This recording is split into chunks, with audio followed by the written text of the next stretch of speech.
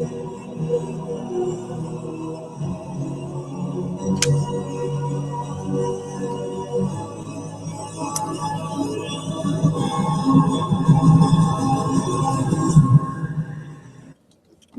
and greetings, everyone. This is Ross Timotheos, back with another video, Temple Divine.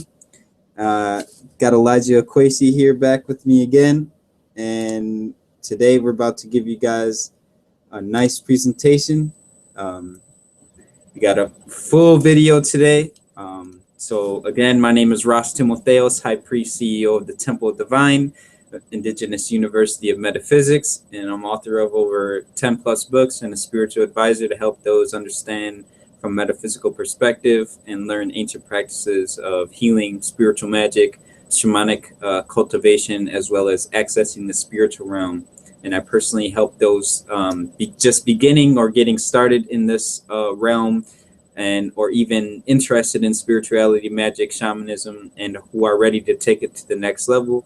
And even if you have no experience of these spiritual, metaphysical, magical sciences, shamanic sciences, or have never even accessed the spiritual realm before, or want to learn it but don't know who to go to learn it, here's Temple Divine. We offer the metaphysical solution to some of these issues that we face today as human beings, so we focus ourselves on the spiritual acts of spiritual cultivation, magical cultivation, and shamanism. So today we're going to get started and bring you guys some information. Hope you guys enjoyed this video. And we have the question and comments box open. So if you guys have any questions, post them down in the box and we'll get them answered. So today we have a good presentation for you guys, magic spirituality, specifically Indigenous Rising. And I have Elijah Akwesi here again today to present his information as well. And without further ado, let's get started.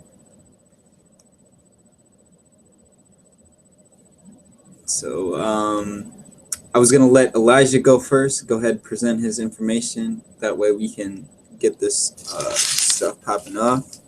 All right. Can you see my screen? Yep, we can see it, bro. All right, hold on, let me get it on full screen real quick. All right, you can see that? Let's see, try it again.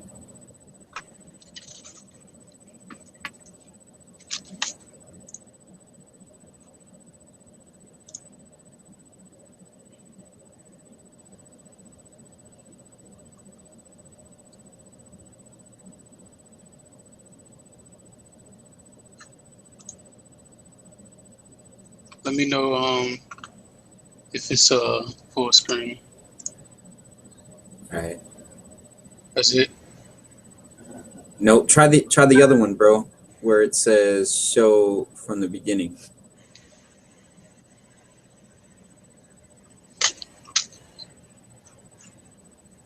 Turn my phone on.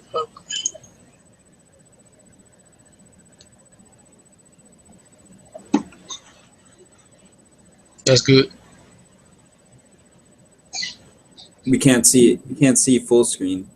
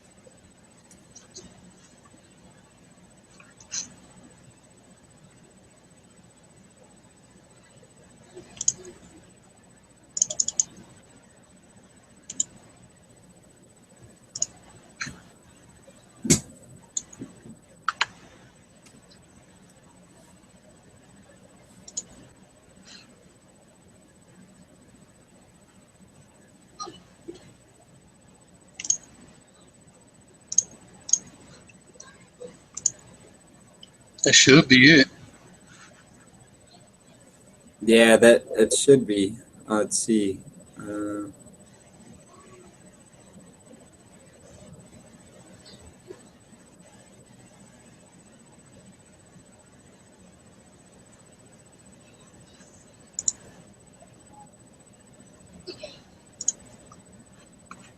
Oh, I know what to do. Hold up.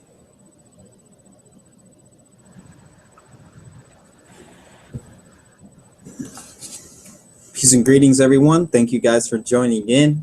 You guys are listening to Temple Divine, Indigenous University of Metaphysics, and we appreciate you guys for tuning in. We got a good presentation for you guys here.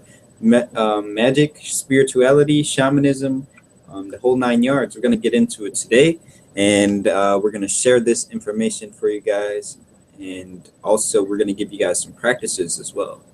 So make sure you stay tuned in to the end.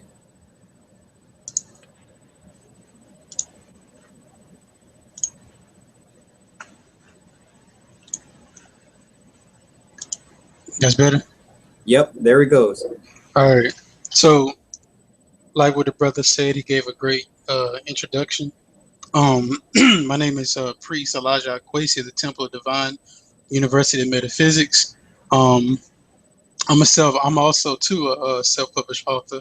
If you want to buy my book, you can go to www.amazon.com, and you can find this book in the spirituality section or the religious section. It's called Understanding Religion by Elijah Akwesi, and I'm also a spiritual advisor, helping people understand metaphysics, understanding the Bible, the biblical uh, understanding of metaphysics, and the spiritual cultivation and the spiritual um, understanding of how to heal oneself. So getting into the lesson, this presentation will be kind of short, but me and the brother will come back on and do another presentation. It's going to be a part 2 to this, so you want to stay tuned for that. Also, we want to let you know that that this is Temple of Divine. All right, so the presentation is Indigenous People Rising. Of course, that's the logo of Temple of Divine. So it says so basically the whole thing is what we're dealing with is Indigenous people rising. So what are we talking about? Rising from what? We're talking about rising, getting back to our magical practices, shamanism, the dark arts, all these different things. So through this whole series that we will be going into pertaining to the indigenous people rising, we'll be showing that how must we rise? So you might ask the question, okay, how must we rise and how do we rise? How do we get up out of this matrix that we are in, this constant cosmic struggle between forces, between these forces of nature? How do we get out of this cosmic cycle? And the only way we get out of this cosmic cycle is if we return back to our divinity. All right. And the whole part of divinity is understanding nature and how to manipulate nature. And we're going to go into the manipulation of nature and the historical aspect in part 2 of how this thing began. But basically, I'm just going to give a basic overview on what um on what you would call, the indigenous people rising. Hold on 1 second here.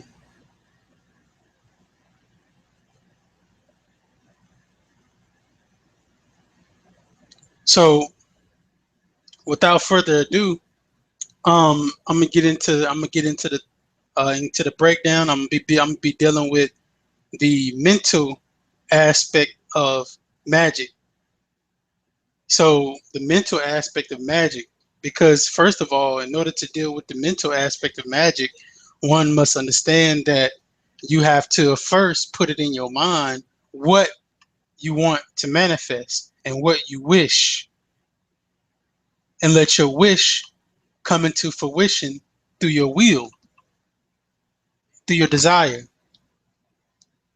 So if we understand that this is a matrix, we understand that a matrix can also be manipulated. So manipulation of what? Manipulation of your reality. So the power of the mind. It says the power of the mind, along with the law of attraction, is very powerful. And if used correctly, you can use them to attract all that you want and desire. Our thoughts begin in our conscious mind, and whatever we truly believe will move in. So pay attention to that key word will move into our subconscious mind. The subconscious mind is like your magic genie, magic genie, and it will accept anything that you feed it, that you feed to it, and will carry out your every wish. So the key is to understand how this mental or this divine mind, that's what we're dealing with. We're dealing with divine mind and how to access this divine mind, which is your subconscious, accessing your divine mind to project for yourself a better reality. Because this is what we're talking about when we're talking about evolution, or revolution. Excuse me, revolution. It begins in the mind. In order for us to get out of the condition that we're in, we must change our thoughts and get our thoughts back focused on the divine, because our thoughts have went astray as a collective away from the divine consciousness. This is why we're here. We're here to get access back to the divine state that we used to be in when we used to operate as one unit and operate as a collective consciousness to project a new reality. See, the world is the world is the way it is because the reality is all fucked up. So we need to project a new reality into our minds. So the revolution will begin first and foremost within the mind. And we're going to go into how all this plays a part and what the brother is going to present. So it says the subconscious mind is like your magic genie, and it will accept anything that you feed it, that you feed to it, and it will carry out your every wish. So if you say, okay, I will become very peaceful, or I will become God. And I was listening to a video with Brother Panning. He said the most powerful affirmation that you can give yourself is, I am God. Fuck wishing for, money and all these things. That's futile. You wanna project something into your mind that is everlasting, that you can never get rid of. Because in order to remember, in order to become self-aware of or aware of your own awareness, you have to remember that you was once a part of the divine mind. You are the divine mind. You're just experiencing yourself. So in order to remember this, even Brother Panic talked about how talk to yourself and tell yourself, I am God. I am limitless. I am infinite. I am eternal. I am the divine mind. So then you will begin to remember what you was before you got here. So it says, so whatever you constantly think, whether it is real or imaginated, your subconscious mind will accept it as the truth, and it will find a way to bring to you whatever it is that you desire. So like they always say, affirmations is more powerful than prayer.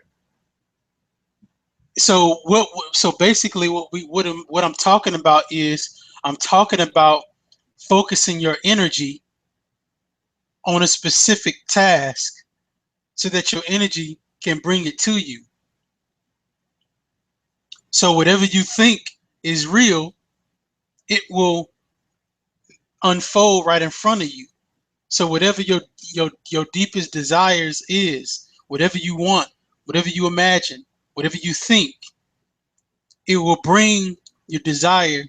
Because why? You created that world. So that world that you created, that construct that is within your mind, it has built a model in your mind to project a certain reality. So by you projecting this reality, your mind builds it as real, so it will in turn work for you. Now, it's either two things. One, if you don't control this mind, then it will operate, it will function without you even knowing what's going on. That's why they tell you don't allow everything into your mind. And now in this time, in this age and technology that we're in, we have to always be on the defense on what we can allow into our minds and what we cannot allow into our minds. We have to understand, we have to use our conscious mind as that filter to say, okay, this is what I will allow and this is what I won't allow into my mind. I will not allow, all these things into my mind or whatever you watch on TV into my mind, because you want to manifest a certain reality, even your fears. So it says, if you say to yourself, I have a feeling this is going to be a bad day, your subconscious mind, along with the law of attraction, will see to it that you attract to you all the things and circumstances to ensure that your day go as badly as you believe that it would be. So if you say, oh man, I know today, I wake up, oh man, I'm about to have a bad day. I'm about to have a bad day. You know what you just did? You just told yourself, I'm getting ready. You just told yourself, you just defeated yourself. You just made yourself say, okay, today's gonna go bad, and you created obstacles for you in your mind. So you created these obstacles of illusion to block yourself. So in reality, you are your own worst enemy, because whatever you say, your subconscious mind, or a lot of times, I don't even like to say subconscious mind a lot. Your spirit, which is your water that is in you, will reflect. Bro, we could say the super conscious mind. Yeah, The super conscious mind is what we're trying to access. That's what it is. Which is, exactly. a balance between that conscious and subconscious mind. You know what I'm saying, bro? Facts. So, and he hit it right on the head. Though the balance, the pole between the two, you want to access the superconscious. And when you access this superconscious, you're back at your divine mind. If you anybody out there familiar with the story of Buddha, if you haven't, I suggest you go read that story, because it's about the journey of oneself. And the journey, the whole key is to get to that point, or to get to that point in which you're able to manifest, you work your magic into your reality, but you have access to superconscious mind, which is available to all beings on this planet. So it says, be mindful of the power. So to be mindful of what you are thinking and wishing for, unless you truly want it to come into existence. So be aware of what you focus on into your reality. So if you focus too much on something, it will manifest.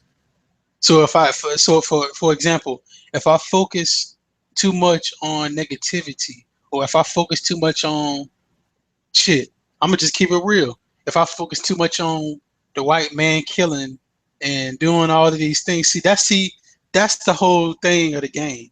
The whole key of the game is to get your focus off of the divine and to get you focused on negativity that's going on in this world, and only be focused on negativity.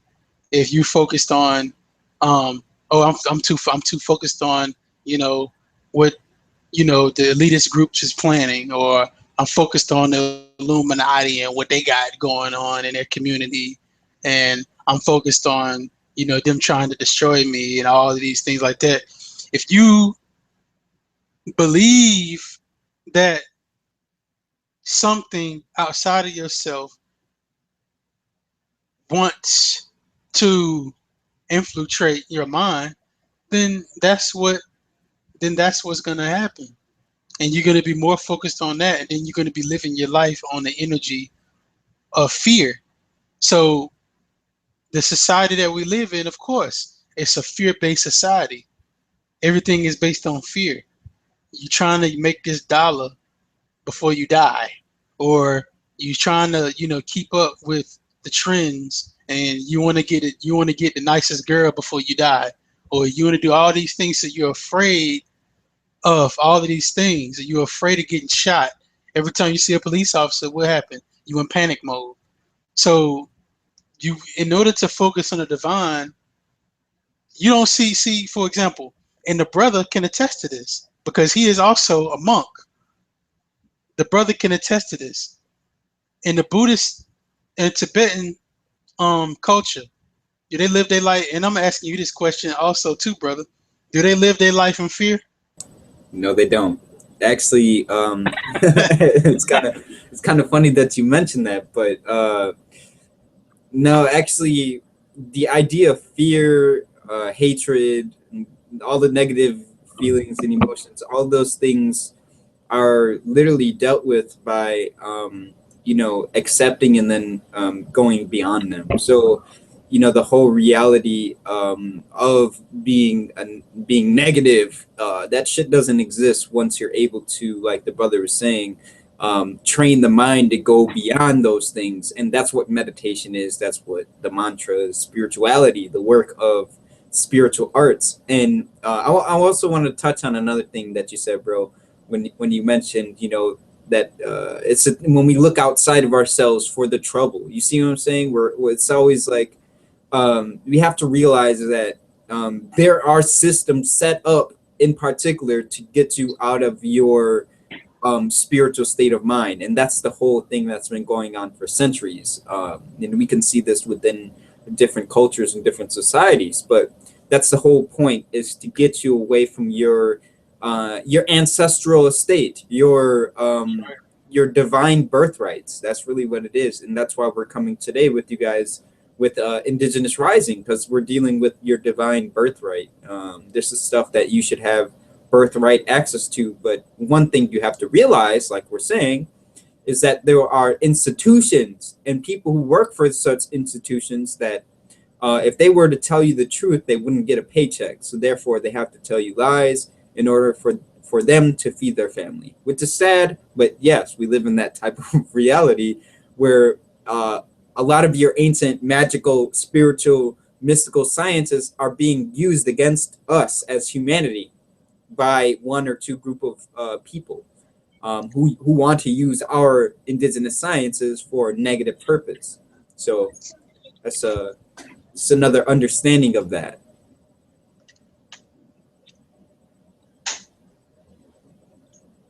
Most definitely. So, um,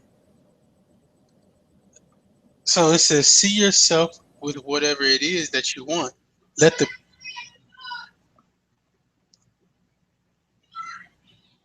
Hey, hold on real quick. Hey, can you talk to him real quick, bro? Yeah. Somebody's at my door. Um, so with the idea, like I wanted to mention too, the idea of magic also goes into the aspect of self-cultivation. It's really dealing with cultivating the mind. Like the brother is saying, we're cultivating our conscious and subconscious mind, ultimately to gain access to the superconscious mind, which is literally the controller of that which we call reality.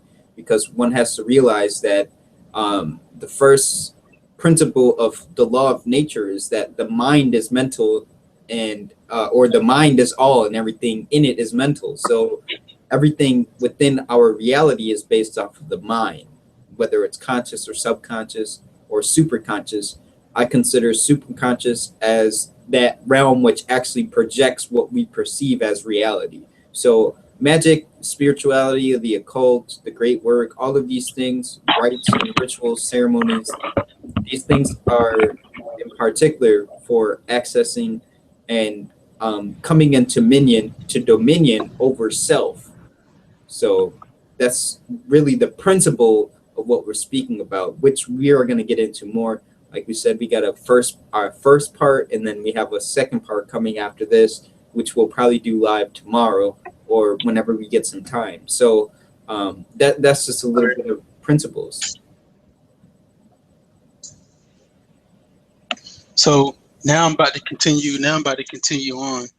It says, see yourself with whatever it is you want. Let the picture sink into your subconscious mind by picturing or saying exactly what you want continuously with feeling. So whatever it is you want to draw into your world, your individual world, whatever it may be, you have to mentally. So for example, and I know the brother, after when I say this, I know he's gonna want to touch on this because he's gonna deal with he's gonna go into that actual part. But the whole basis of Indigenous People Rising, and also too, you want to check out the brother's book that he did an excellent book on Indigenous People Rising. So you want to check that out. He'll give you those details on that, on how to get that book. But the whole key is to, and if you want something to happen into your life, for example, if I want, hypothetically speaking, if I want to get a better job for myself, okay, I would mentally, what we would teach you here at the Temple of Divine, we would say, okay, mentally surround yourself mentally around these images. So what if you want a better job, okay, you might want to picture yourself at this job that you want. Or if not that, if you want to build a house, you could start off by putting pictures of the house that you want on your wall. Have you have a certain room, or even in your bedroom, you can have a ritual room to where, or you can even put the picture of what you want on your altar, so that you can leave it, so so that you can get help by the ancestors. But that's going into the whole different thing, what the brother's going to touch on, because you're heightening that intent. You want to heighten that intent. So just strictly dealing with the mind, you're wanting to will this into so you're basically taking a spiritual thought, an unseen thought, and want to manifest it for you in the physical. How do you do that? Bro, this is counterintuitive to what most people think magic is like, doing some things to somebody else and then getting a result. Whereas what we're speaking about is using this to do what you need to do, Exactly. and not about trying to do nothing on nobody else. This is about personal cultivation. If you need Right. somebody to leave you alone, then you know what you got to do. But Fact. this is about self-cultivation and self-preservation. So, and then which ultimately leads into a resolution to something, a result, and so go ahead, brother. I just wanted to mention that because you know, some people have this perception that when you're dealing with magic, you're dealing with trying to manipulate somebody else, when in actual reality you're trying to manipulate yourself, your own mind, Exactly. your own reality. Exactly. You're trying to manipulate your own reality. You know, and as a collective, I think that we all need this. This is what we talking about when we talking about revolution. You know, everybody wants to talk about revolution. What do we do? What do we do? What do we do? But this is the whole thing. We have to create a new reality. We're living, Yeah. bro. We have to create a whole new reality in the mind first. And that's Yes, what the brother is speaking about. We have to create a whole new reality in the mind first before we can do anything. because we're living in someone else's construct rather than our own. And we have been for centuries now. and, Yes, and you know the Rastafari, they say burn, spark the sacrament and burn down Babylon. Babylon is falling. Think that's right. concepts like this. Why? Mhm. Because Yep, it's a spiritual thing, man. exactly. It's a spiritual warfare going on, and even you can see this in sports. Like, okay, in sports, you have one team against the other. Well, it's not really that is the case. It's not the physical battle that you see, because I remember when I was in wrestling in high school, it was more of a mental battle, mind against mind, That's right. before it was a physical strength versus physical strength. I didn't even feel that when I was wrestling then. It was more of a technique, mental technique than it was, physical. What can you do physically? I can lift, this amount of much weight, but what can you do in the mind? That's right. It's much more powerful.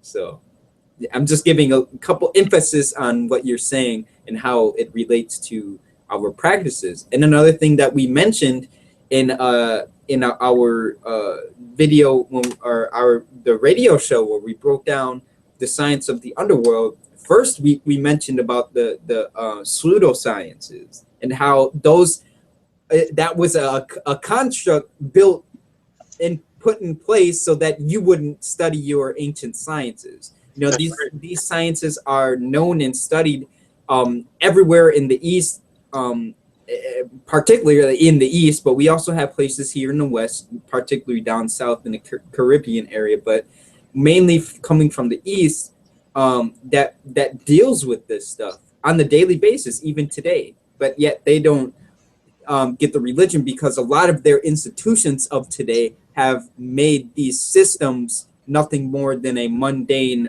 religious system, just like you see the religion on all the corner streets. Yep. So what we're speaking about is the stuff that they didn't want in religion, because then it would empower the people. Because here's the thing, and we're going to go into this a little bit more when we do the history of this stuff.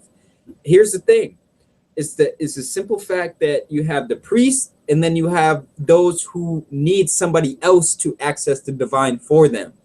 So, which then is another form of religion, where you can't access the divine yourself, so you need someone else. Well, in the temple of divine, we teach that you are your own priest. You are your own priest, and how to access the divine. So basically, those are the concepts I wanted to emphasize with what the brother is saying. That's right. So, you know, so you want to, deal with your reality. It says, because with power of mind, you can have whatever it is that you want. Now, here at Temple of Divine, we wouldn't necessarily advise you to, to want to be, the next Bill Gates, because we understand here at the Temple of Divine that none of those things could profit you. The whole thing in this physical world, but see, we're trying to be or become that Buddha. We understand that there's, we want to um deal with the outside of this mundane reality. And you're speaking about cultivating the inner essence of the Buddha. talking Yeah. about cultivating the inner essence of the Christ, the inner essence of the Muhammad, or all of these prophets, who so-called prophets or so-called spiritual leaders, the spiritual ones who have attained a state of a heightened state of human existence. And then really, that's the fundamental science of spirituality. We can all go back to Egypt as the ancestors, Heru, and so on and so forth, the Isis and the Osiris, and basically it's the Osirian mysteries going on within us, which we speak on in part 2, because that goes into the history. That's right. So it says, if you wish to be wealthy, create a mental picture. See yourself living in luxury. See yourself in the most expensive stores, paying cash for things that you like, living in the mansion of your dreams, and driving the car that you want, that you would like to drive. Anyway, the mental pictures that you let sink into your subconscious mind will determine your vibration, because that's how the universe responds. The universal mind responds by vibration. And once you get emotionally involved in the images of what you want, you will be sending out strong vibrations into the universe. And with the law of attraction or will, you will attract to you all the things, all the things too that you need in order to fulfill the mental pictures that you are feeding into your subconscious mind. So as you go through life figuring out what you want and do not want, your subconscious mind, along with the law of attraction, will provide you the necessary avenues, ideas that you are needing in order to attract to you all things that you desire into your life. So if one wants to become, get closer to their inner selves, you want to see yourself, in a divine state. You want to see yourself on, in your imaginary world, sitting on a chair, or, your kingdom, or whatever the case may be, because you create your inner world. Therefore, you are the universe. Therefore, what's in the sky above your head is a microcosm of what you are. So you are that which is in the sky and the stars. But the whole key is self cultivation. Is you have to remember that you are the all, and the all is you, and you have the ability to change your reality. Yeah. You about to say something? Well, no, you were on the right track, and even to expound a little bit more on that, this goes into basically the understanding of information. The word information is dealing with a concept of action, a concept of, or a process of thoughts, ideas, intentions coming into existence. That's what the word information is. Information, the process of forming or coming into formation, or the process of bringing some type of energy or thought form into formative function, into a geometric pattern which contains energy and can move, throughout the dimensions of space and time. So really, what we're speaking about is accessing the hidden in order to bring the hidden or the unseen thought into the physical reality. This is a lower form of magic, because there are multiple forms of magic and spirituality. And this is what we're bringing forth today, is moving up that next level. Okay, the chakras and all that stuff. Okay, well, how do you get that stuff to work in your favor as far as the spiritual? And then also, when he was speaking about being able to see yourself in that spiritual sense, that goes into the historical understandings of self-deification, which we get into dealing with the historical, where you had in the ancient mystery systems, that's what magic was. That magic and religion was not separate from each other. And that's what we mean by indigenous science. The first science that ever even existed on the planet was spiritual religious systems. And not talking about the spiritual religious systems we have today, but I'm speaking about mystery systems where religion was set up just like a university, like you go to school now to get a degree in the shit you get a degree in that really has no substance, because a degree is just a receipt stating that you took the classes. So really what today's universities and sciences are based on comes out of an ancient, more archaic understanding of cultivation of yourself, knowing yourself and how to live in life. And they seen, the seven liberal arts, for example, they seen these things as a way to become spiritually attained, rather than to for something to have some sort of degree in, to then be like, okay, now you're someone in the world, which is, we all know that's bullshit too.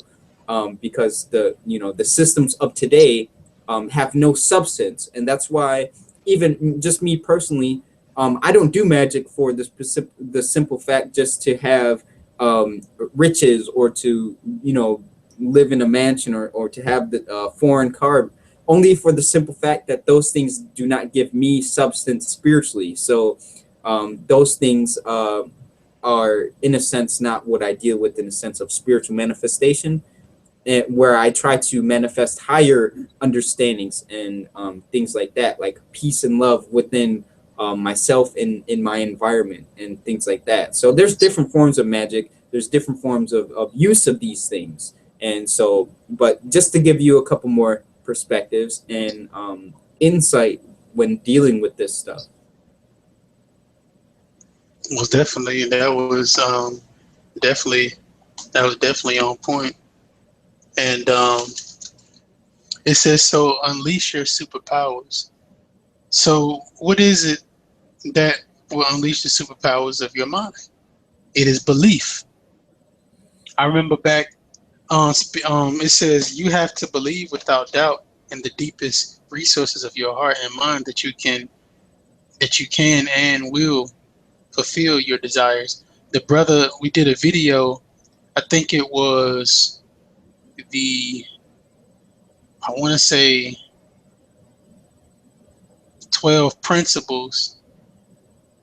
I think it was one of the 12 principles, or I think it was the 12 principles. The brother showed a video, Ras Timotheos, High Priest Timotheos. He actually showed a video in which a doctor was talking about the difference between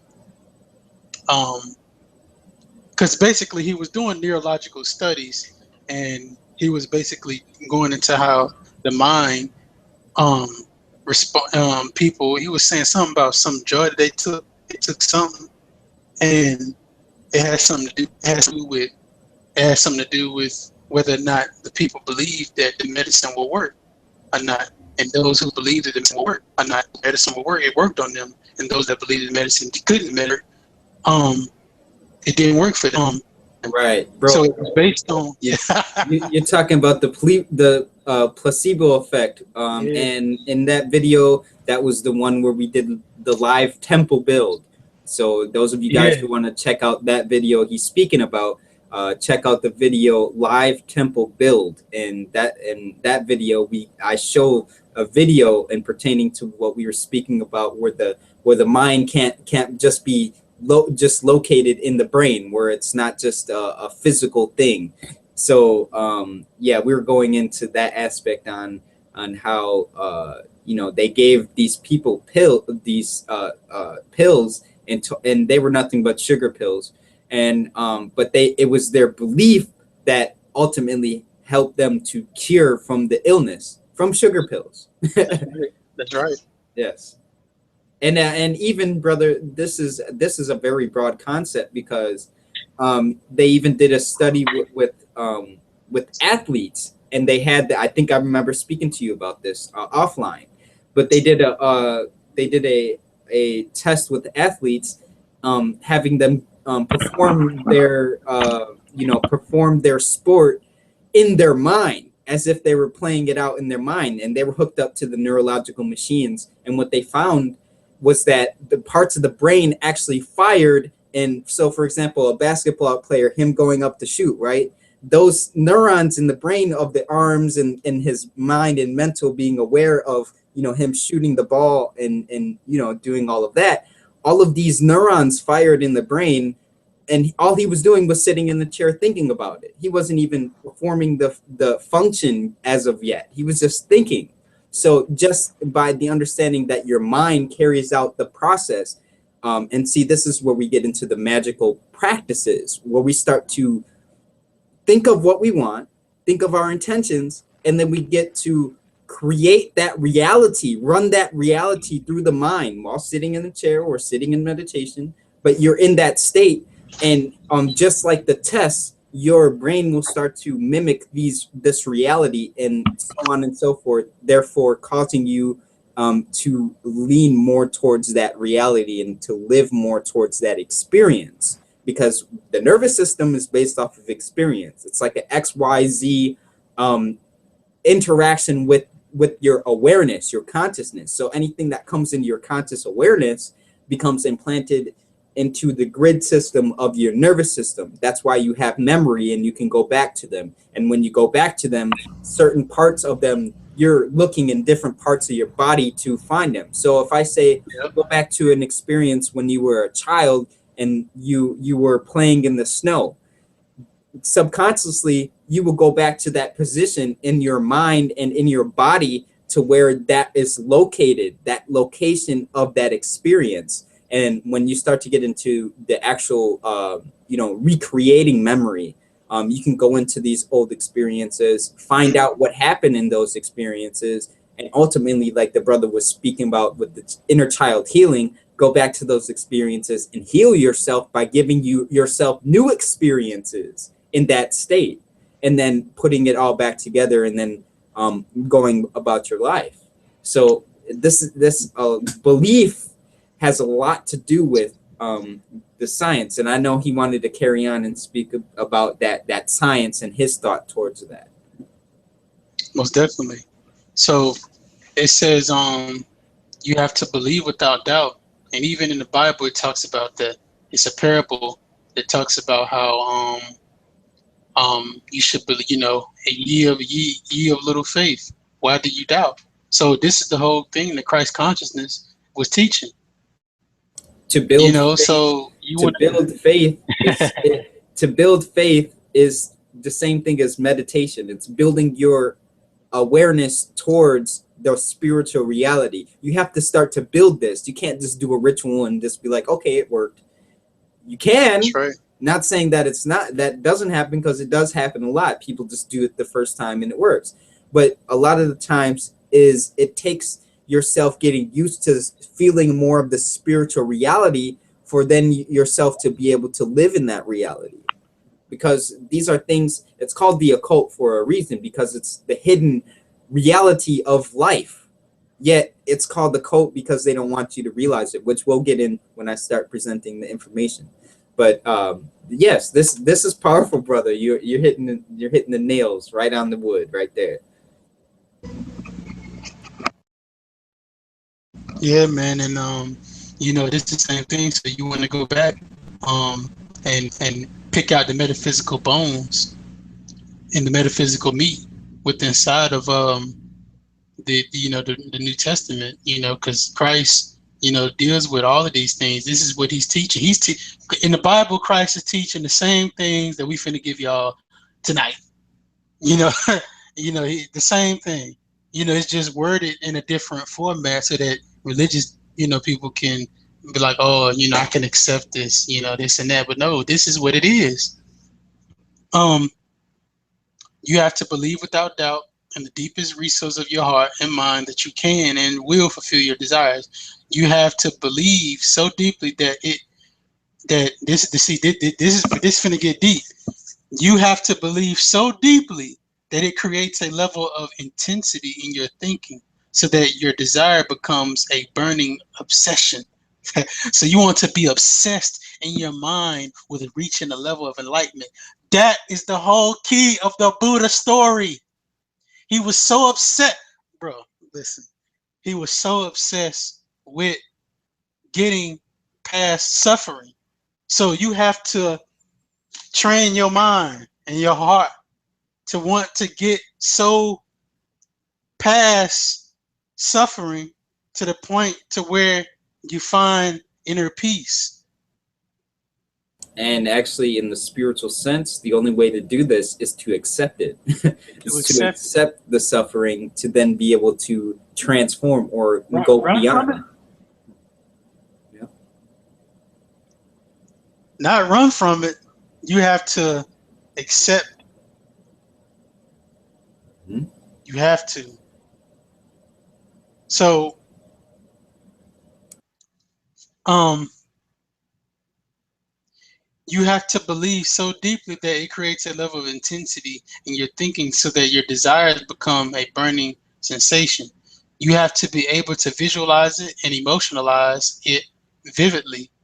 So you have to get your emotions into it. Emotions are powerful, man.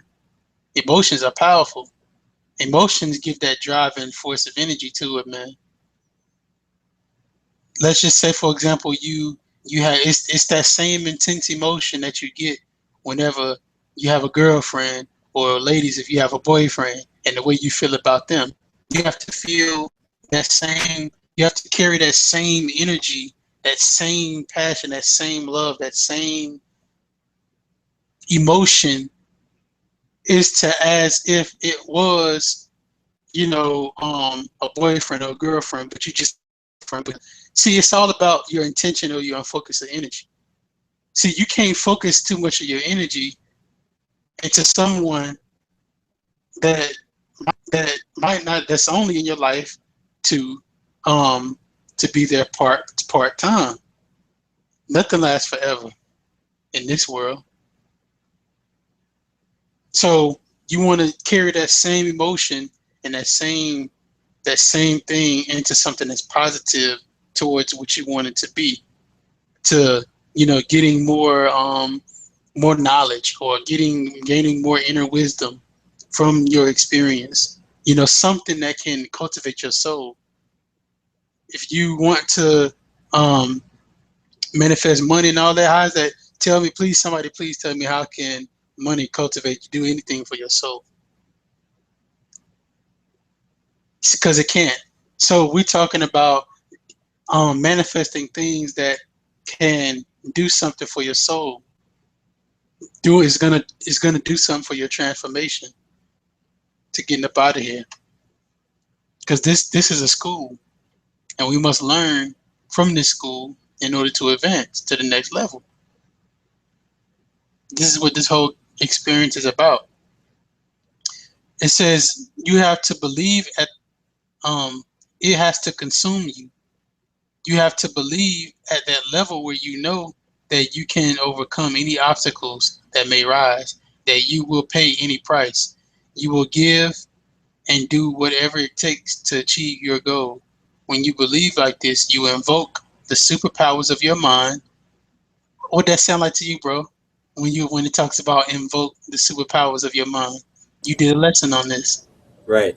This is the exact understanding of the 12 principles, is to direct the power of the 12 cosmic principles within self. This is the same thing as this cultivating the 12 principles of the solar system, and how that those things revolve around the soul or the sun, is the same thing as cultivating the 12 principles revolving around the inner soul within your body, or the pineal gland, cultivating that inner sun.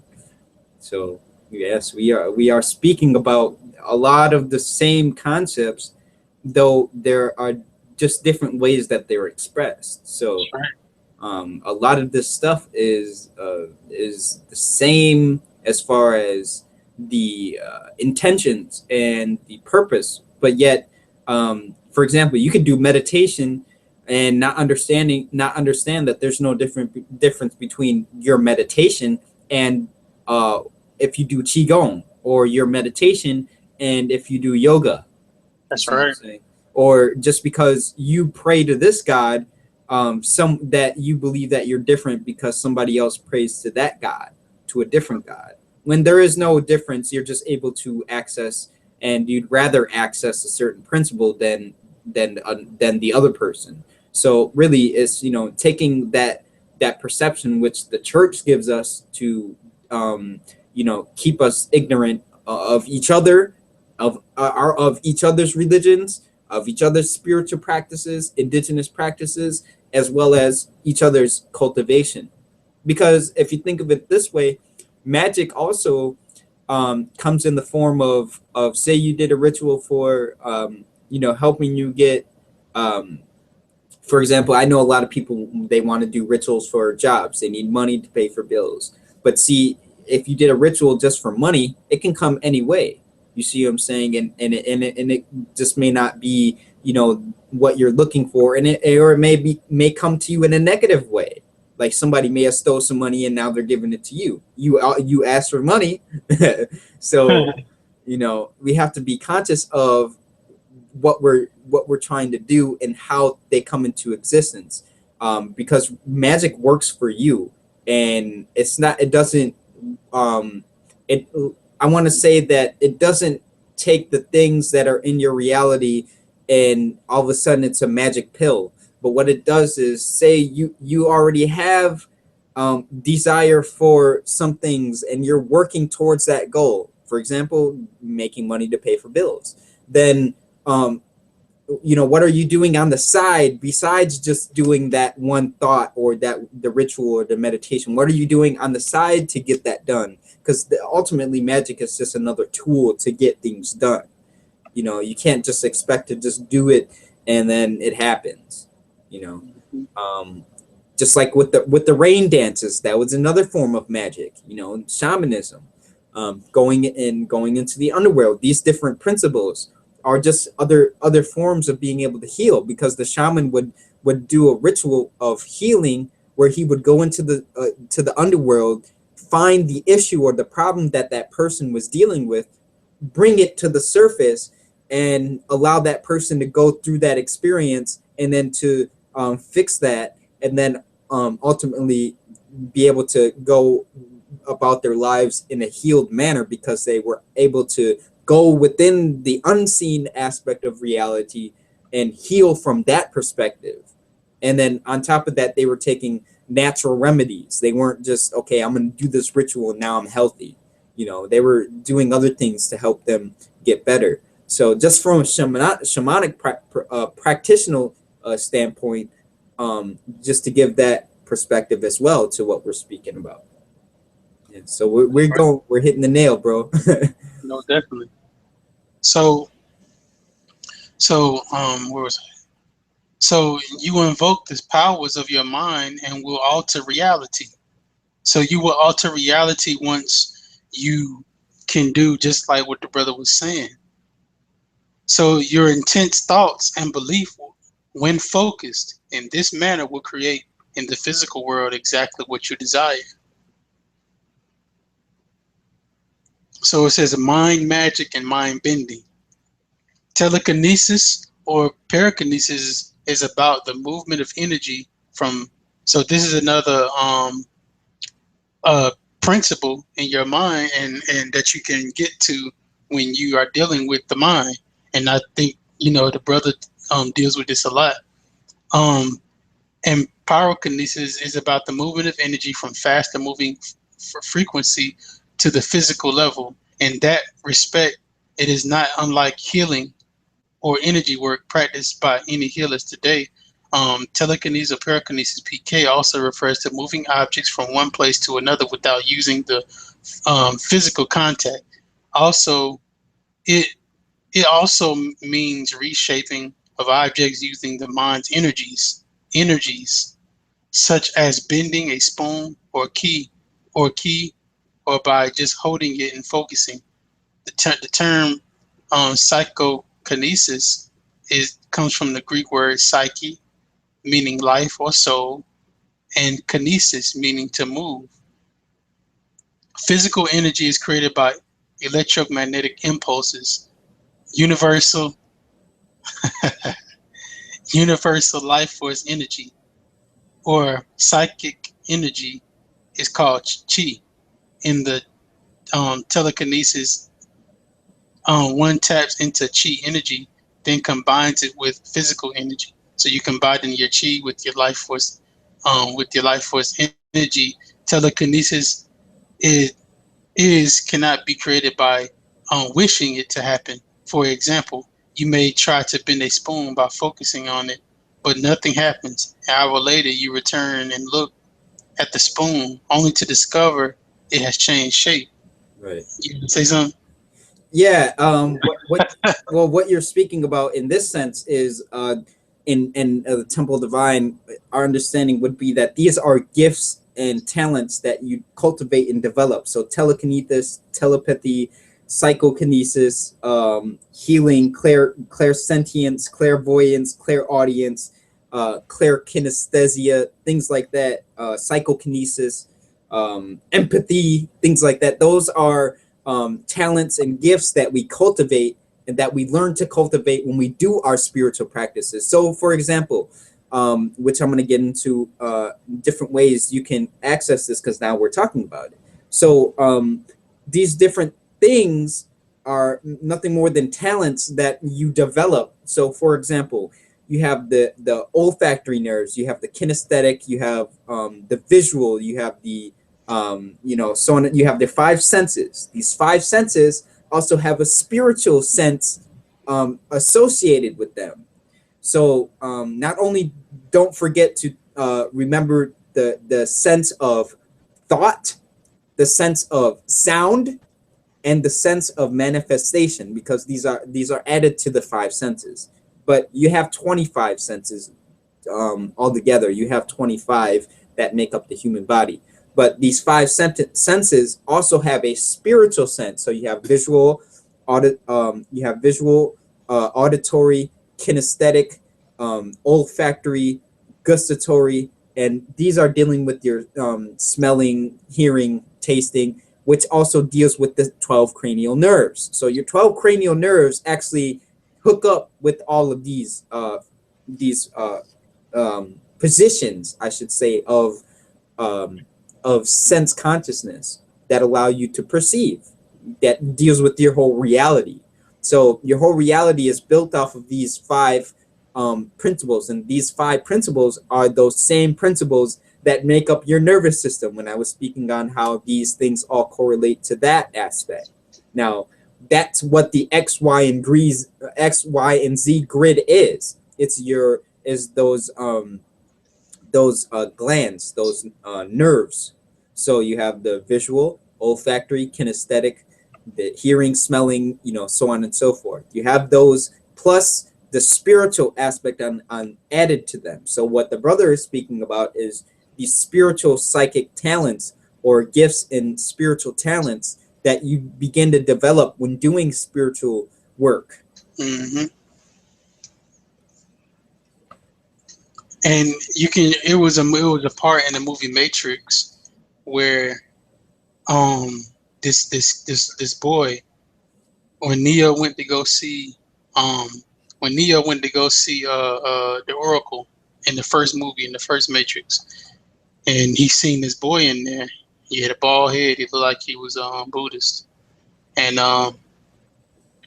Neo seen him bending the spoon with his mind, and he went over there. Neo went over there, and he said the boy told Neo.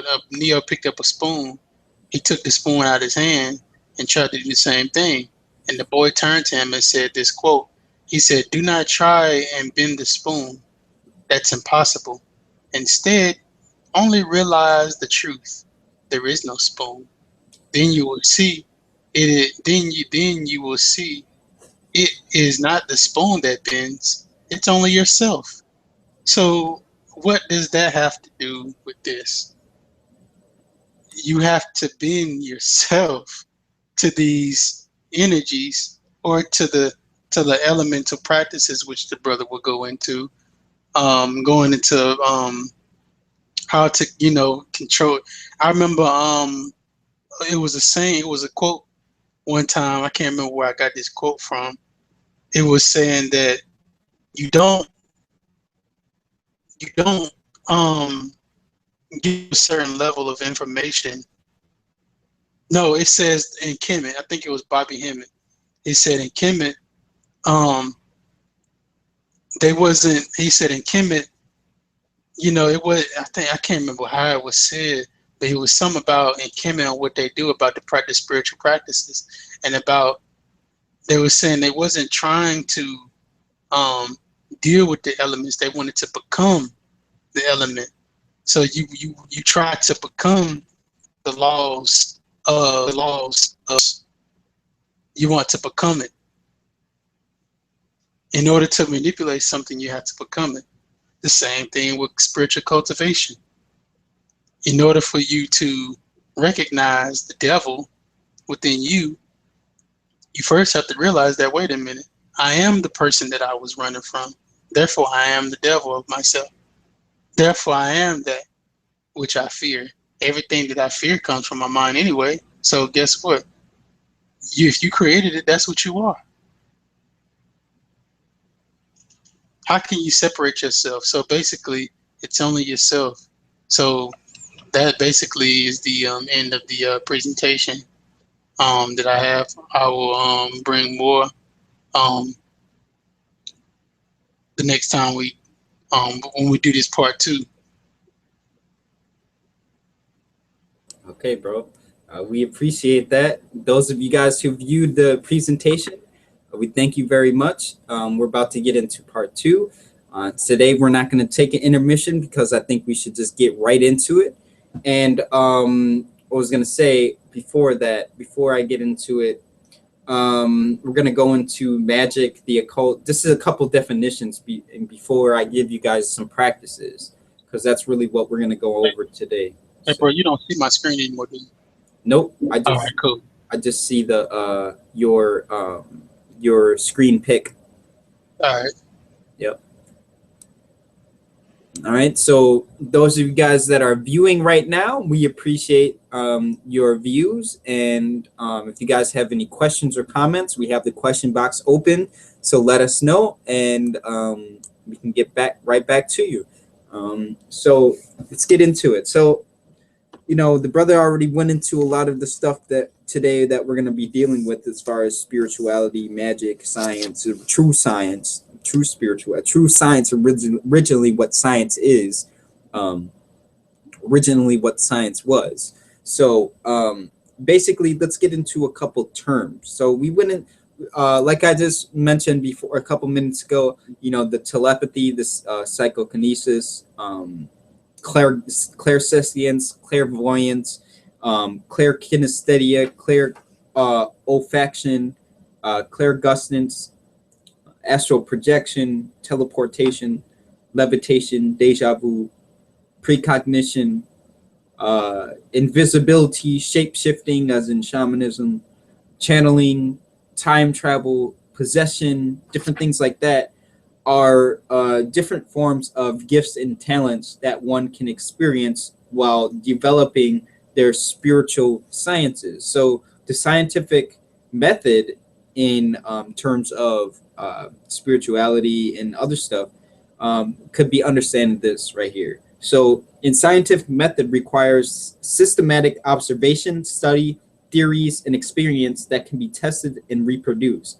This presents a problem when examining the sciences, as it is difficult to make, for example, telepathy occur on demand under controlled circumstances. But these things are real as far as the trees and cars, grass, things that are real, but they usually manifest best when manifesting spontaneously. So these are gifts and things which we can develop. And so they're not relating to science, Western science, but they're related to the archaic sciences of our ancestors.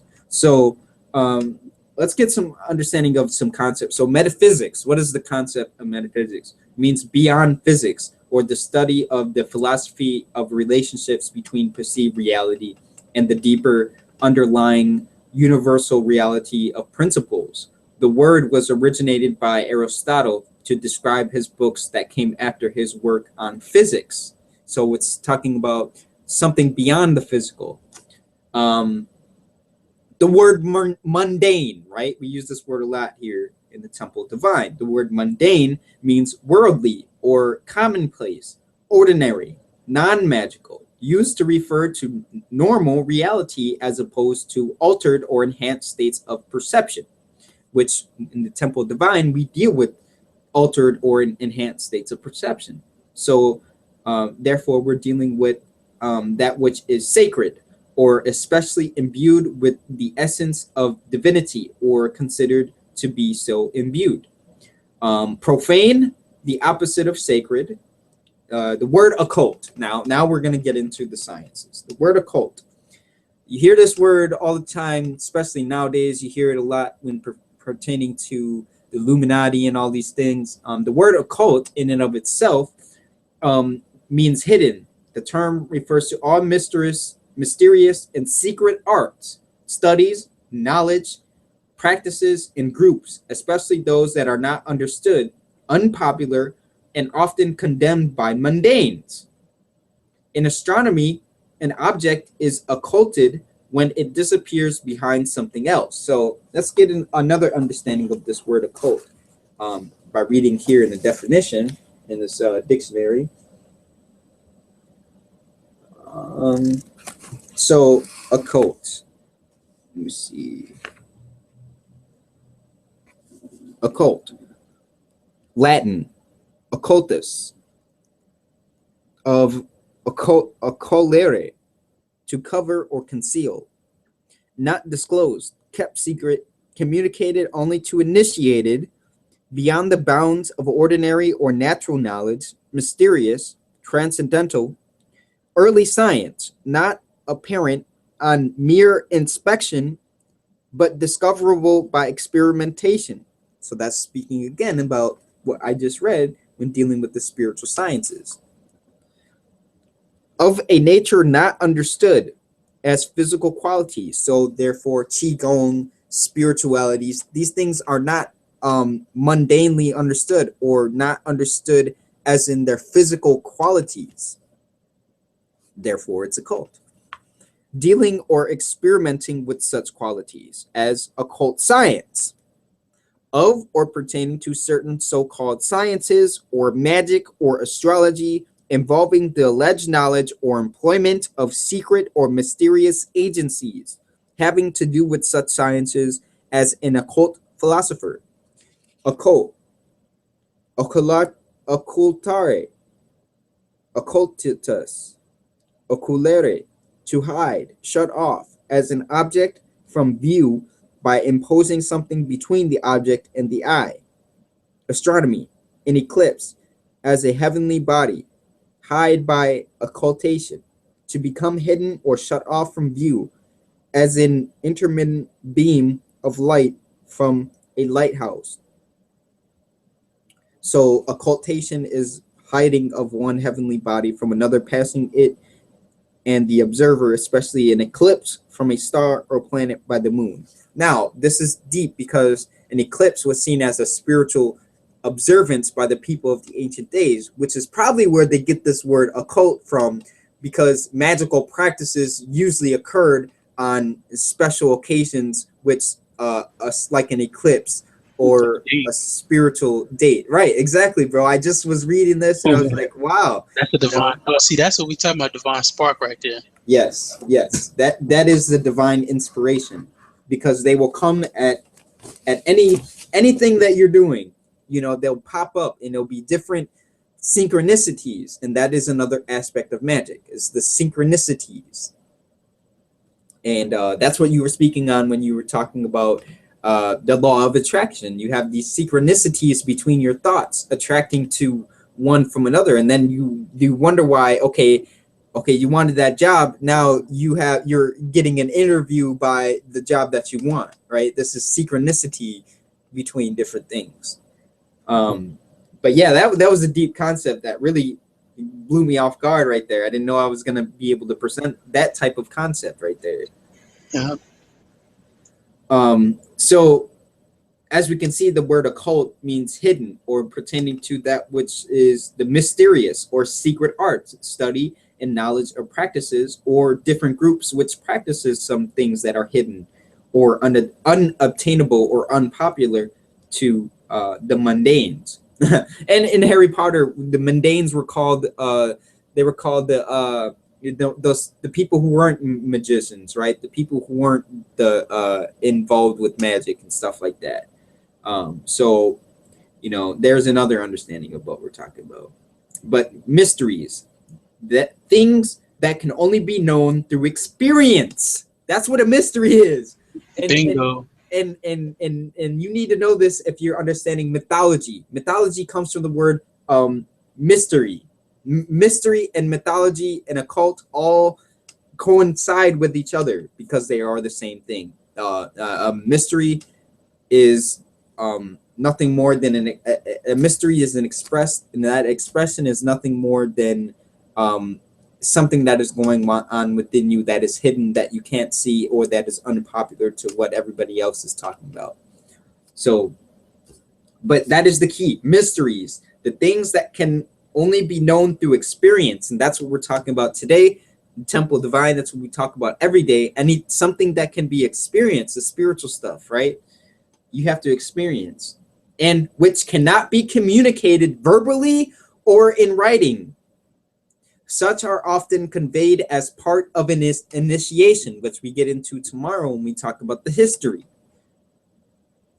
An initiation is a ritualized transformational experience that introduces one to a new reality, a rite of passage into a mystical society or religion, or into the next stage of human life, because this here is an initiation into the spiritual realm, if you think about it that way, because when you die, that is your rite of passage into the mystical reality, into the cult reality of existence.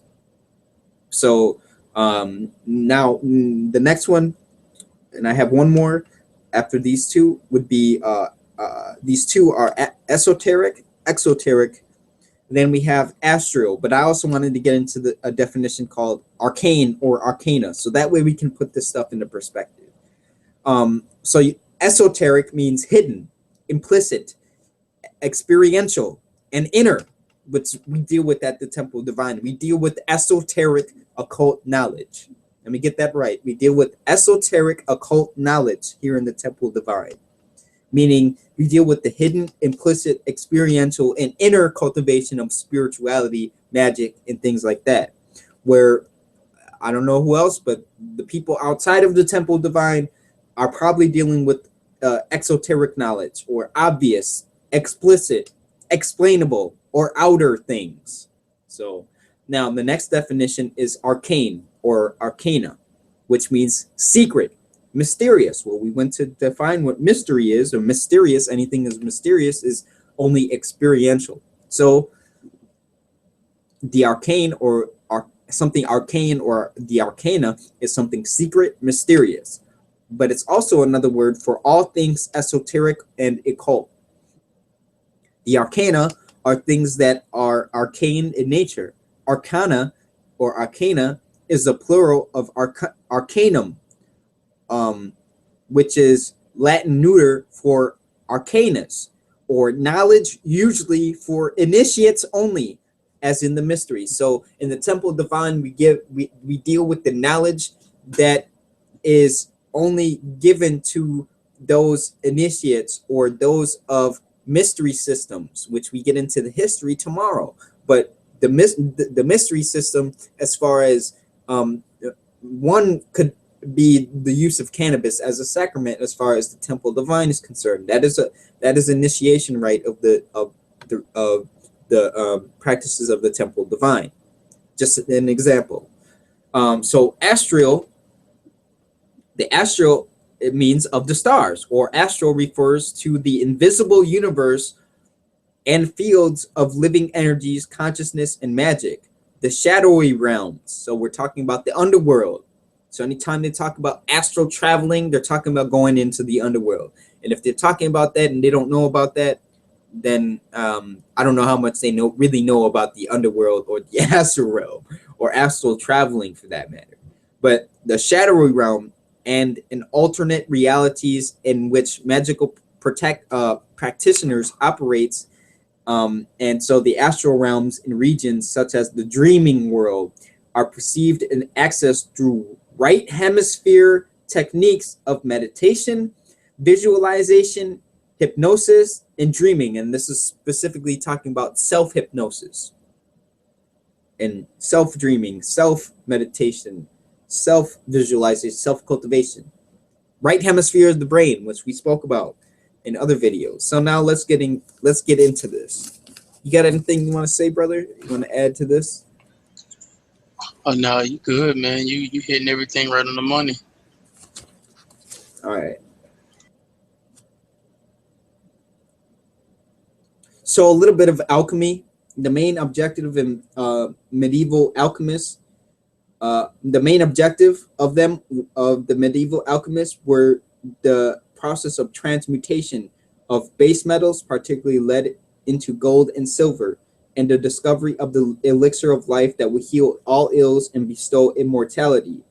Now, the key to both the transmutation and elixir of life lay in the discovery of the philosopher's stone, a mysterious substance variously said to be either a stone, powder, or liquid that was recognizable only to the initiated.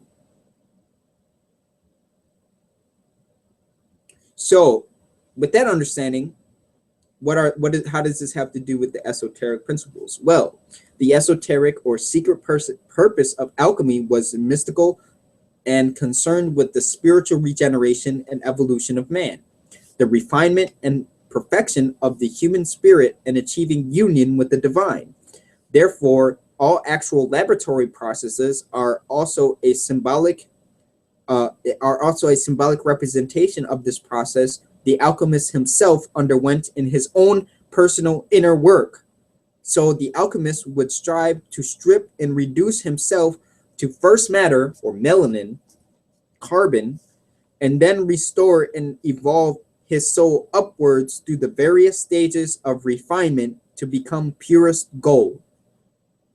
Now, which we will get into more tomorrow, and then when we do our presentation on alchemy, which will be very soon, because a lot of this stuff now that we're speaking about it are all tying in to each other. So now we have that aspect. What else did I have I wanted to go into? Okay. So like the brother said, we use belief as a tool for the objective of accessing the spiritual state of consciousness, as well as the objective of magical manifestations. Now, we also use the belief as a tool to be able to do the great work, or to cultivate this spiritual principle. Now, the alchemy and what I just mentioned, what I just read to you, is a definition of the great work. But now let's get into how to build an altar, and I'm going to show you physically on how to do it and communicate with the ancestors. I wanted to read some things out of this book right here, the Indigenous Rising book, which we're doing a video today on.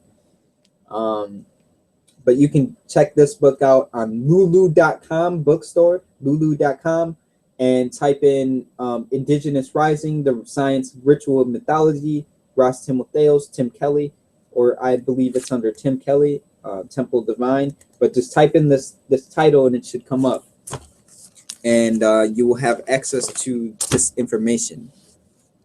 Now, let's see here. Yes, I think tomorrow I will go ahead and go and read these things, because that has a lot to do with this stuff. But since today we're talking about this stuff on how to do it, let's just go ahead and get into it. So the whole objective is to impact and influence your subconscious mind, which then has the effect of impacting and creating change within your physical reality. So with a specific goal or intent. So all spiritual and religious magical practices are to impact and influence the subconscious mind, no matter what religion or spiritual system you are in. So in order to cultivate focus and attention on one particular object or subject, training the conscious mind in the intellectual, while the practical rituals and exercises within the school system to train the subconscious mind. So those are two aspects. Your influences, this influences the perception or the way one sees the world, and then influences thought, emotional, and behavioral aspects. So the object is to impact the subconscious mind to then um, um, produce change in or result in form of actions, thoughts, and behavior. So that's what you want to look for: change in your own actions, your own thoughts, and your own behaviors after these rituals. So um, to access, it's either done through constant repetition, traumatic experiences, heightened states of awareness all at once. And so these rituals and ceremonies, mantras, etc., are used in practice, and are a form of some conscious adjustment through the process of repetition. All ritual ceremonies, mantras are words of power, magical phrases, affirmations, things like that, are usually uttered multiple times in rhythm or in a rhythmic, repetitious pattern. In this process, a process of change of consciousness emerges within the practitioner. This is a manifestation of results, or manifestation of the pathway to results. So what to look for? After ritual practice, one should look for connections to one's intentions or the goal that they wanted to reach, the results of of those goals. So they come in multiple ways. Keep your eyes open for subtle messages, because magic is changed. It's changed through focus and intentions directed into the subconscious mind through rites which activate internal and external individual power, and essentially activating your willpower. Um, so let's see here.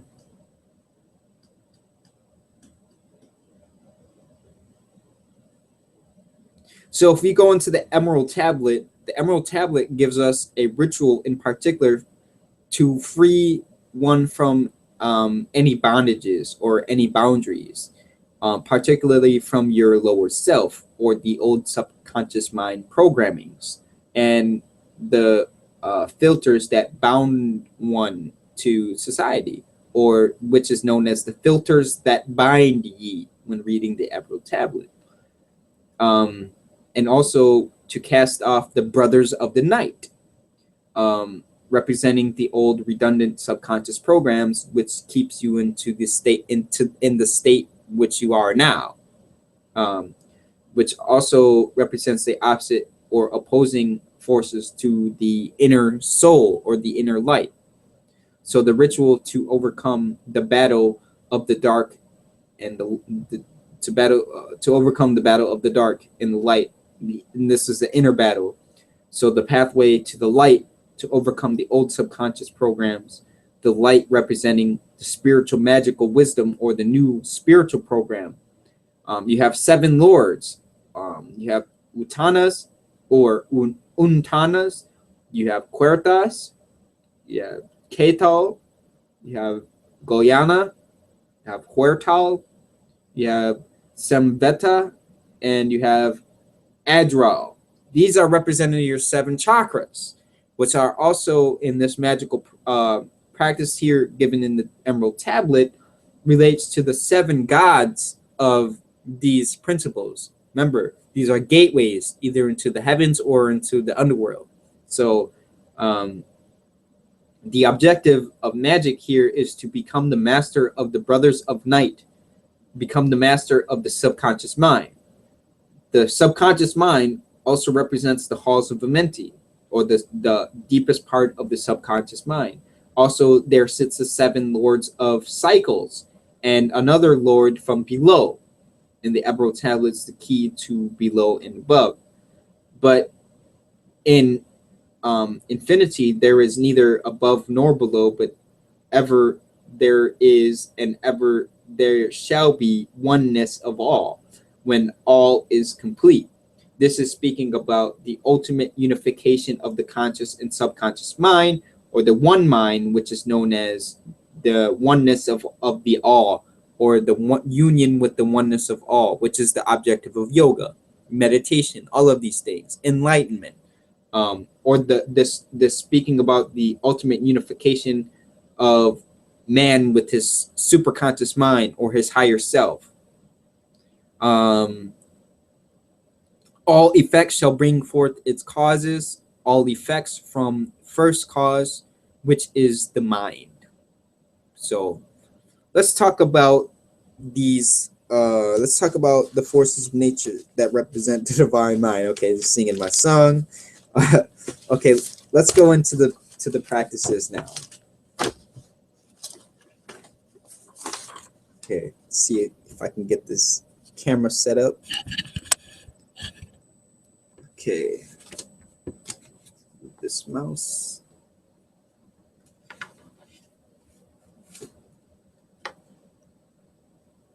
You got anything you want to say, bro?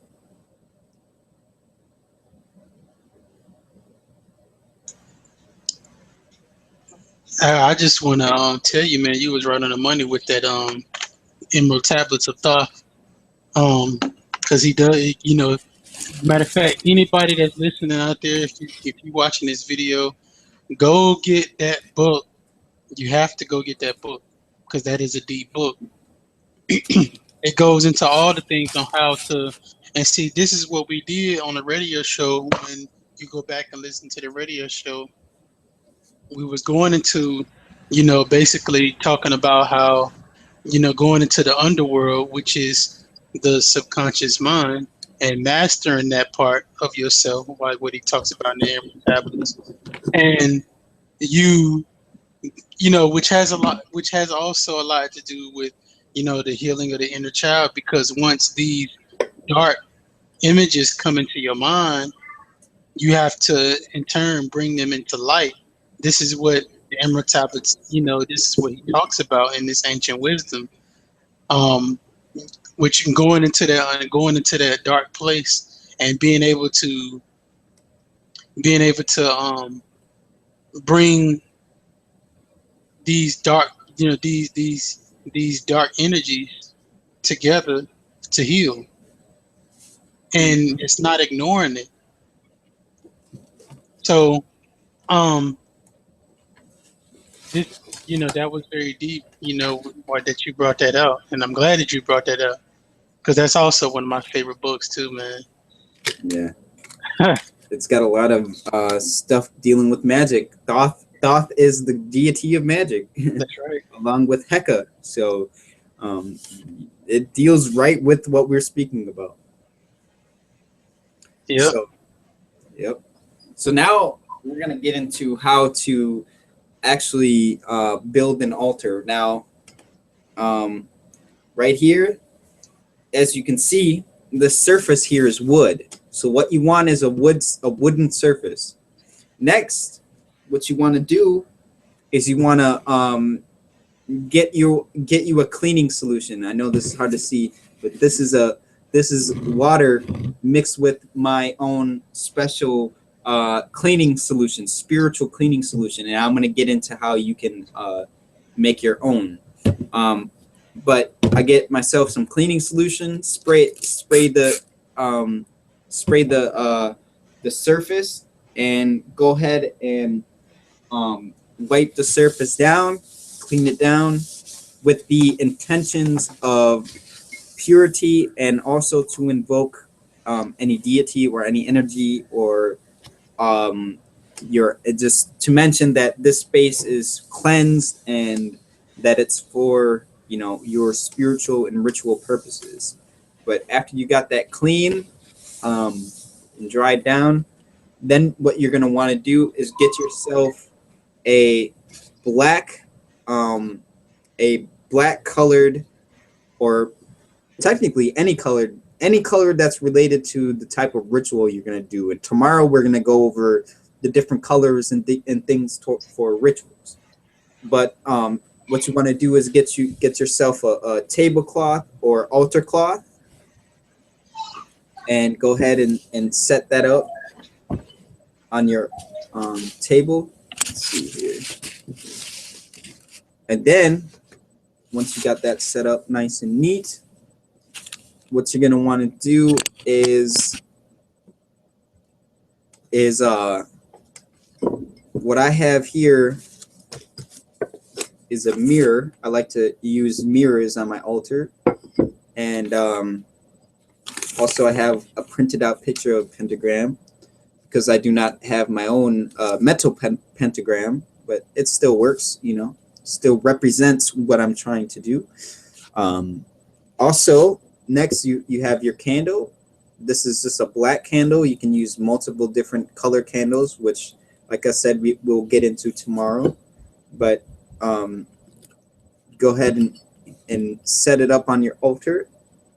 Now, next you want incense. Now I have a whole bunch of incense here, which I can show you.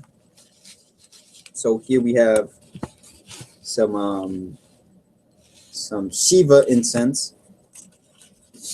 Around some Shiva incense. This is, I believe, musk. So it smells pretty good. And then we have cinnamon. We also have vanilla. Just some things that I like. We also have sandalwood right here. But you can use any types of incense. These are just the stick incense. So, but you can use any type of incense. Now, next, what you'll need is here. I'll go ahead and take one out here. But next, you'll need is some crystals.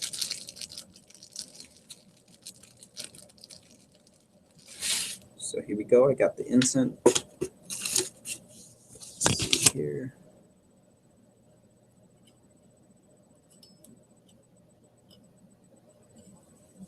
There we go. Got that on there so you guys can see that. And I got here my pentagram and my mirror. Now, what you can do, oh, I said the crystals, but let's go into this. Okay, so here's some sigils I made, which we'll get into how to make sigils too. This one is for Raphael, the angelic force of Raphael, which is a healing angelic force. And also here's a sigil I made for Heka, or Hecate. So just an example of different things that you can use. So you're going to need symbols, candles, incense, mirrors, preferably. And the mirrors are for scrying techniques, which we will get into more as well. But also your pentacle to represent the 5 elements. Now I have my crystals here in this bowl, but multiple different crystals. You can use any different kinds. Right here is just a rose quartz,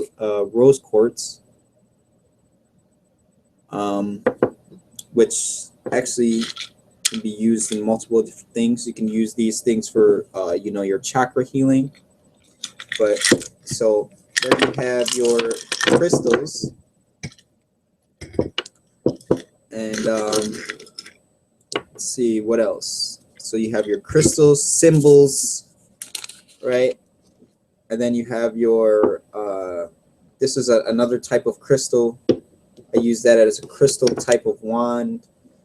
Now, also here, you could use regular birthday candles, surprisingly. But like I said, it's all about your intentions. It's all about your belief system.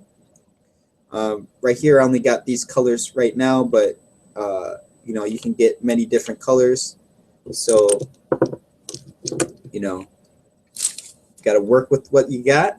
And that's pretty much it for creating an altar. Now, what you can also do is get pictures of ancestors or the deities or pictures in general. Since I like to connect with the ancestors, Native American spirits as well. I have my statue of the shaman, and well, the medicine man, shaman, whatever you want to call it, and I usually set him up on the altar too. And there's no specific way that you have to have the altar set up, but also what you want to have on the altar as well is a glass of water to represent, the water aspect of nature. So basically, what we have here is the geodes, or the crystals. They represent earth. The water represents water. When you light the candle, or when you light the candles, it's fire, but the candle is all elements. But that represents fire. And incense, you have your air, or the smoke from the incense, you have air. So you have all your elements there on your altar. Like I said, and then you can also use your cleansing materials. Basically, for pouring libations, you can use you can use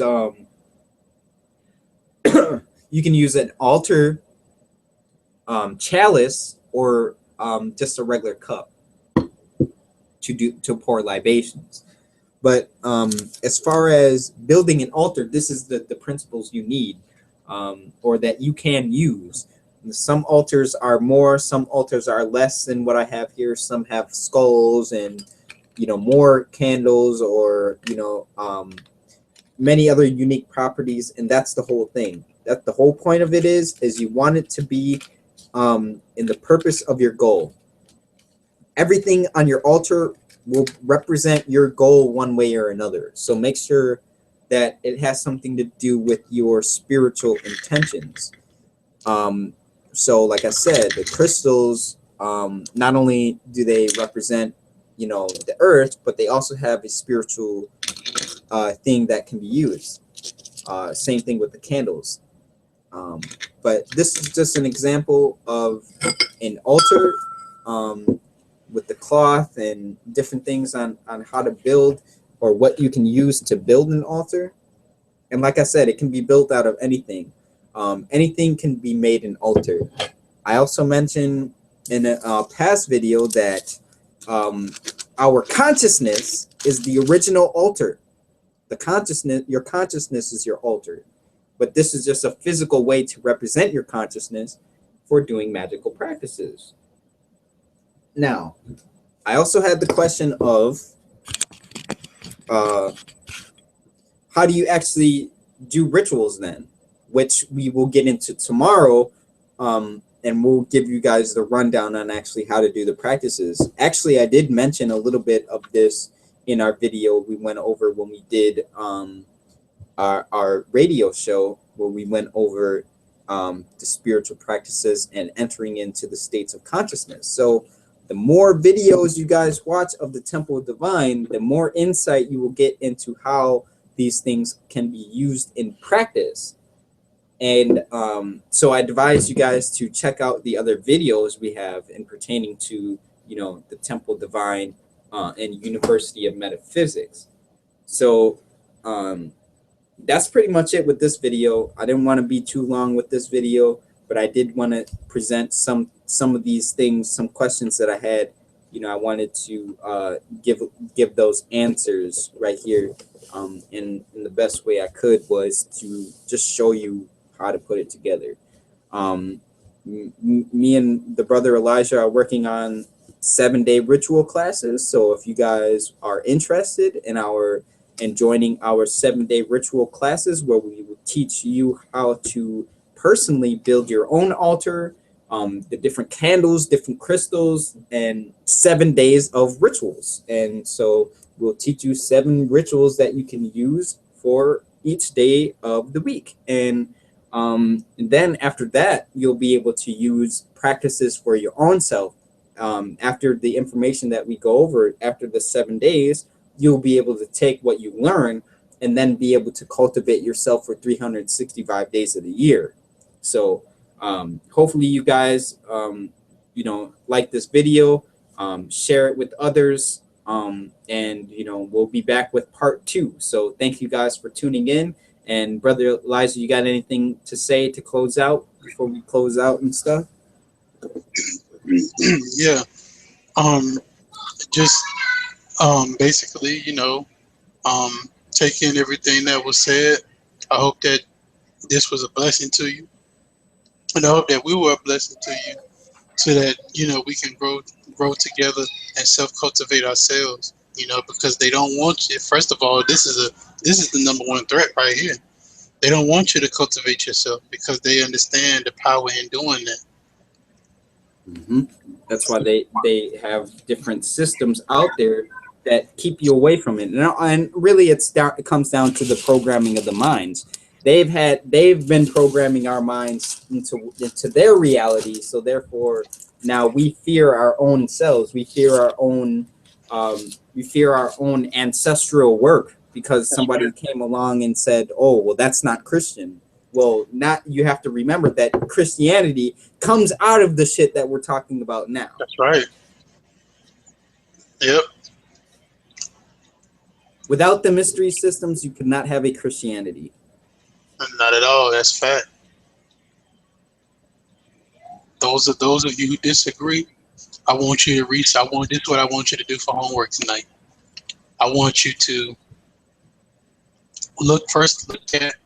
type in. I want you to look for Christianity and ancient. First of all, not to mention, I want you to go to Amazon, because see, this is the best source that I can give. Go to Amazon. Type in a book called Understanding Religion by Elijah Akwesi. Right. Because I give a deep study on, that's what the whole thing is. That's why you see the cover of the book is a sphinx, because I'm giving you the origins on where it came out of. Now, if you think, well, I don't want to look at your book, okay, then type in a YouTube video called Ashwa Kwesi. Look at Ashwa Kwesi, and he breaks down. He's actually in Egypt. He breaks down from off the wall in Kemet where the whole story came from. And then I want you to type this in Google: Jesus and Horus relationship. Yep. Also look up.